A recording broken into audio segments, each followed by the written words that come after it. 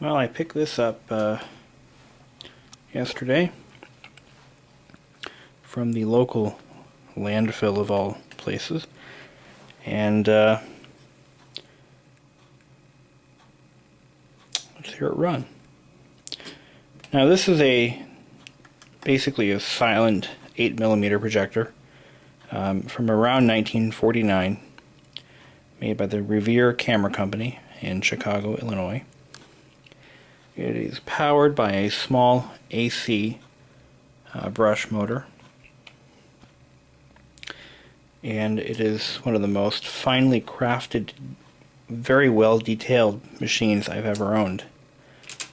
And it did not come in this condition that you see it in. In fact, it wasn't really in bad condition, but it had some scratches, some nicks. It hadn't been serviced in over 60 years, and apparently hadn't been used very much in its lifetime. So I decided I'm going to get into the 8mm video hobby. Well, not really. I did actually purchase a couple of 8mm films on eBay for cheap money, and I tore this entire unit apart completely.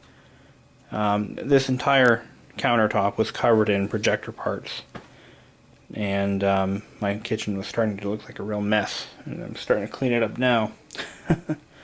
But I had it completely torn apart, and I got it all on video, and that'll come after this quick demonstration of how it runs now.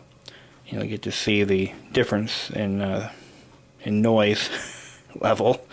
Unfortunately, it's noisier than it was when I started, because when I put the brushes back in, obviously they weren't put in exactly as they came out. There are several different combinations of brush configuration. The thing is, some motors, if you were to draw a line from here to here, where the brushes are mounted in the motor, in some cases that line won't be completely precise. And sometimes, you know, with variances in castings and variances in, I guess what I'm trying to say is the brush holders don't always match from top to bottom. They might be slightly askew. They might be in a little more, out a little more. There could be variances in the positions of the brush holders. And that's just the nature of motor manufacturing, and especially back in those days, where the level of precision wasn't exactly a priority.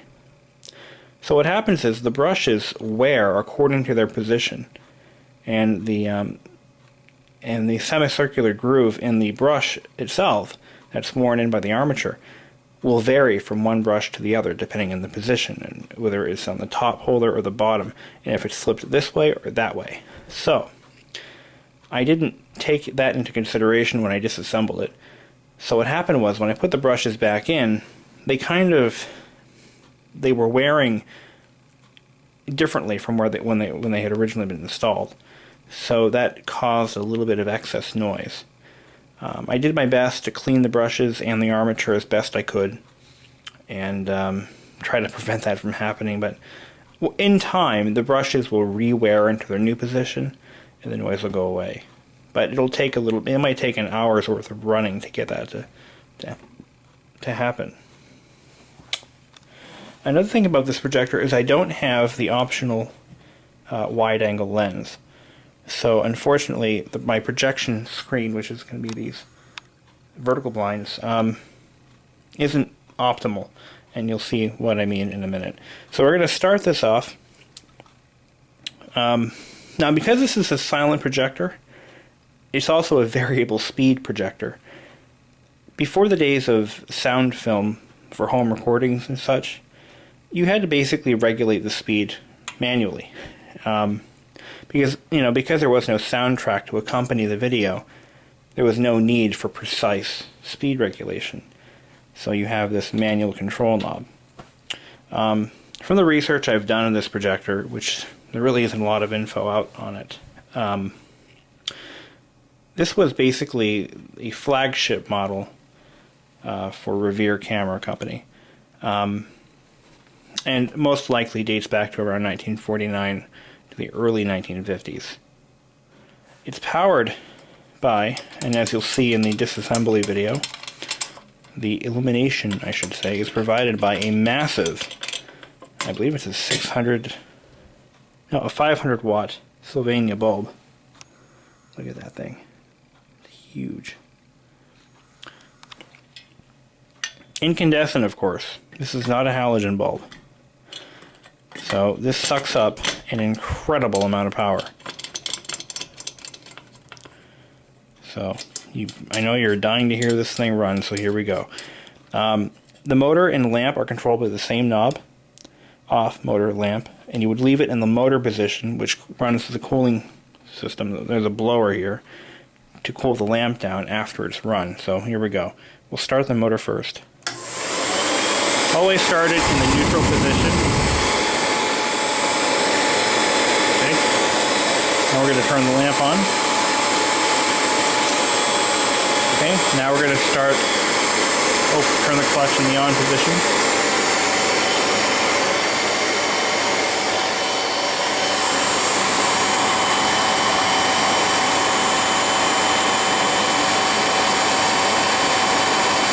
I'm going to slow it down so the camera can see the shutter.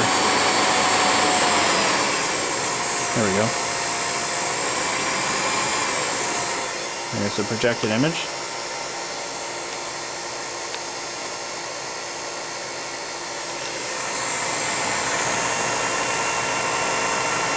It's a very quiet mechanism. Aside from the motor noise, this is really not that loud of a unit.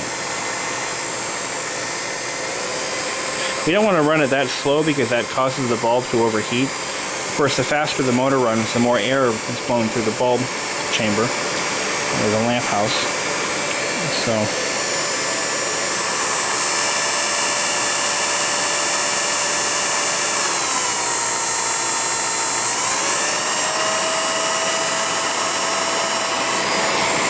look at the other side here. Okay, now here is the spindle drive transmission or gearbox selector, position selector, and by turning this lever here, you can drive the take-up reel or run the rewind wheel like that. And I'll show you how this mechanism works in great detail in the take-apart section of this video. This clutch lever also drives the light blocking device. So when the lamp is, when the projector is in the idle position, it basically shuts off access. It shuts off the light. It kills the light to the film. What that does is it prevents the film from burning if the projector is in the stop position. And then once you put it back into the on position, or engage the clutch, it opens up that, it's like a dousing filter. Oiling instructions. Another thing about this unit is it has a very precise tilt control mechanism activated by this wheel. Allows you to angle the projector with precision. The inexpensive projectors didn't have this option. I'm not going to show you in this video, but this switch assembly alone is a very cool piece of engineering. Maybe I will take the base cover off. I'm going to do that. I'll take it off and I'll show you what this looks like. It's pretty cool. But anyhow, that's the projector. And when I get some film, I will demonstrate this unit playing an actual movie. I'm going to turn the lamp off. So just put it in neutral. Sometimes that little dousing thing doesn't always close properly. I did that before I worked on it, and after, of course. Maybe this has to be going faster. Yeah. You can hear it closing, but it's not always... Oh, you know what? I'm not thinking. The filter's working, but the shutter doesn't always stop in the same position, so never mind. I answered my own damn question. So shut the lamp off. As you can see, the motor kicks up in speed instantly. Now it's just blasting heat out of this here lighthouse. Once it's cooled off to the touch, you can shut the thing off, put it away. Hope this has been a very informational video, and keep on trucking. You'll also notice, by the way, that when the clutch is engaged, this knob in the front starts spinning like a madman. That is the main drive shaft. This drives not only the pickup and rewind reels, it also drives the shutter. So it's quite an important little piece there. But what that also does for you is you can manually advance from one frame to the next just by turning this knob when the clutch is disengaged. Here is the frame position adjustment to adjust the timing of the shutter, essentially is what it does. And, or the center of the frame in the light path with the lens. Here's your film locks. This locks the film onto the cogwheel. Sprocket, I guess is the correct name. Locks it into the sprockets. And this one pulls the film guide away from the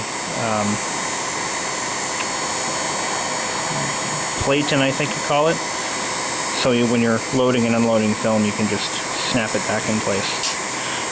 You'll also notice this little device here. When you open this, it actually opens up a port where light can shine through, and it allows you to see the film as it's being guided into the projector. There is a more specific reason for that, but I'm not a projectionist. I've never actually operated one of these. This is my very first projector ever, so I'm kind of learning a little bit as I go along. And hopefully you guys can help learn with me. Alright, that's cool enough. We'll shut this down. See, the motor is already getting quieter. Alright.